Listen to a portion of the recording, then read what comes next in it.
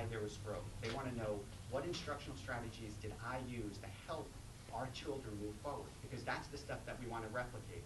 And in this example, I'll tell you that the students who were struggling, those students who really needed to understand how to tell time, we would typically see much growth from those students because they're getting very focused instruction. And if teacher A finds that she had a lot of growth with that group, the Judy Clock group, and teacher B finds with her group she didn't have much success, these are the conversations that are helping our school and our district move forward, because you have teachers who are given time to talk about instruction. And teacher A can tell teacher B, I got a lot of growth because we used a manipulative. We used the Judy Clock. And I found that once I gave the kids the Judy Clock, things started clicking for them. And over time, what we understand is that students who struggle, they do much better with this teaching strategy of giving them a manipulative. So when we go into the next unit, fractions, our teachers already have a built-in toolkit to say, if we have a struggling group, I remember from the time unit, if we put something in their hands, they do better. So now we're in the fractions unit. What kind of resources do we have to make fractions something that they can touch, something that they can move around? Because we know that our struggling students do well when they can manipulate objects. On the same hand, or on the other hand, we look at our high achieving students, we recognize that there are strategies that help them to move forward as well. And over time, we begin to see our teachers turning from isolated, in the classroom, doing your own thing, to a data team, a team of professionals that come together and really talk about instruction, they talk about assessment, they talk about teaching strategies. And when I think about the transformation of our school and schools around the district, because we're by no means the only school that's made progress there, our teachers, and certainly myself, learn from other principals and other teachers all the time. The data teams have made the difference, and I hope that's given you just a little bit of insight into data teams and data-driven instruction, and if you hear those words, that it's a little bit more meaningful to you. The other thing that I just want to close with, and then I'll be happy to take any questions, is midway into our first year of this, I was walking down the hall on a Friday afternoon, and I saw a bunch of teachers together, and I could tell something exciting was happening, and I didn't quite know what it was, but I could tell that there was this excitement. And I thought that maybe they were making plans. It's Friday. Sometimes teachers go out on Friday afternoon and have get together socially. And I thought I thought that's what it was. I thought it was like, let's meet at, So as I got closer, I got that it was like a more intense excitement. So as I was getting closer, I thought someone just got engaged, or someone is just announcing that they're going to have a baby. I thought it was that level of excitement. And when I got closer, when I got upon them, it was 4 or 5 teachers clustered around something that we call a data wall. And our data wall is when we post our results. We post our pre-test results, and we post our post-test results.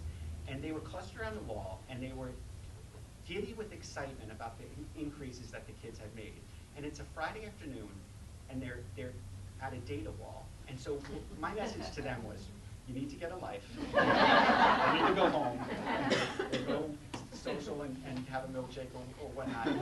But long after they left, I'm sitting staring at the data by myself, giddy with excitement about the results, but probably more excited that our teachers are understanding that their efforts are resulting in increased student achievement. Because it's one thing for us to tell them what to do, it's another thing for them to experience that our effort is going to make a difference in student achievement. And we're not where we need to be. And despite the accolades that McDonough School gets, we recognize we're our own biggest critics, that we understand we have miles and miles to go before we're at a point that we're going to be successful in our own eyes. But we're moving in the right direction, and we're moving quickly in the right direction. And it's thanks to all of the things that I talked about. It's thanks to our community partners. It's thanks to our Board of Ed and our superintendent and his staff. But more than anything, it's this data-driven decision-making that's allowed us to transform education here in Middletown and certainly at McDonough School. So thank you for your time. If you have any questions, I'll be happy to take them.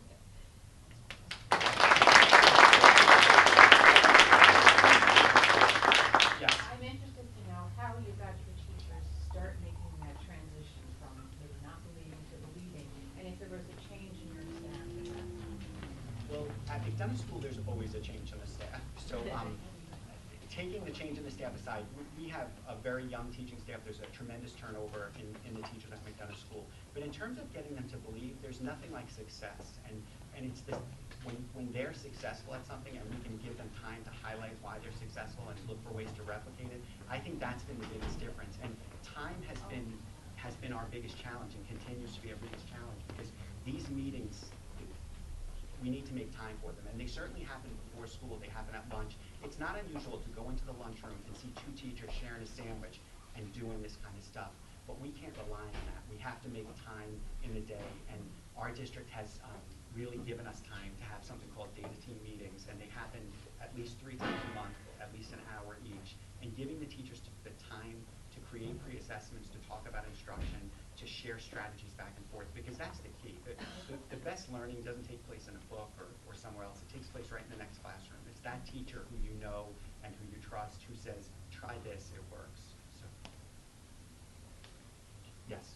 If you're looking at a particular classroom and there is a group of kids that score low, say in the math, Yes. might those kids be higher in another subject, or are they always in the lower group? You know, That is a great question. It's really the essence of what we do. And when you think about maybe when I was in school, we had the reading groups, and you had your bluebirds and your Right. crows.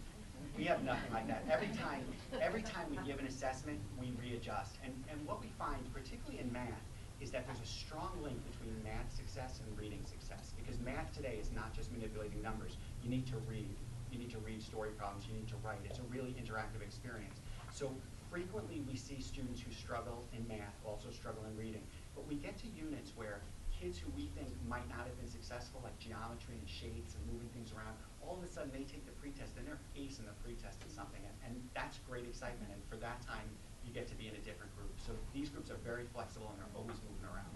And how were the kids, how did they perceive the groups that they're in? Are You they? ask good questions. I should have planted you. You did. I'll tell you, I was in a classroom not too long ago, and again, it was a math classroom, and the teacher was doing graphing, and she was talking about these elements of making a graph. You need a title, you need a scale, and if you think about kind of on the side, you have 5, 10, 15, 20, something like that. So she's explaining to her kids that we're going to work on graphing today, and I have you in 3 different groups. And last night I was up late, I was at a meeting, Mr. Romeo gave me all this homework, and I didn't get everything done. So the first group, you're the lucky group, because I got everything done. I have the title for you, I have the scale, I have everything labeled. All you need to do is fill in the bars.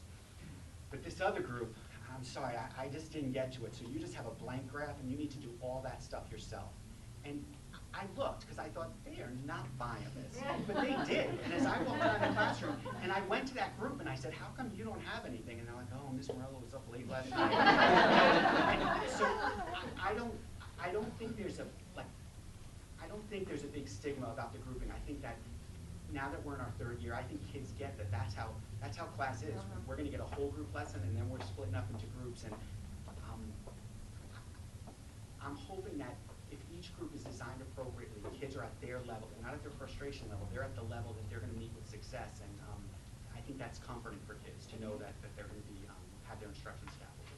Thank you. Yes. How do you get enough people to run all of this? Well, we do it in a lot of ways. One of the things, I mean, every teacher in their classroom, when they teach reading or math, we have a second person. We've arranged our schedule to have a second person. It could be a special education teacher, it could be a reading teacher, it could be someone we call an interventionist. So when we teach reading and math, we have an hour a day where every teacher has a second adult to come in the classroom. And that second adult allows for a lot more of these opportunities to happen. But then the third thing, and something that we're very, very thankful for, is our friends from Wesleyan. We have, every week, we have dozens and dozens of students that come from Wesleyan and volunteer during reading or math time as a third adult to be in that classroom and to help monitor and assist kids with instruction. So it's not unusual at all to go into a McDonough classroom and see 2 certified adults and then some college student. It could be from Wesleyan, it could be a student teacher from Central. But we definitely look to maximize our resources if we can. Yes? Parental involvement. Where do the parents fit into all this? That's another wonderful question.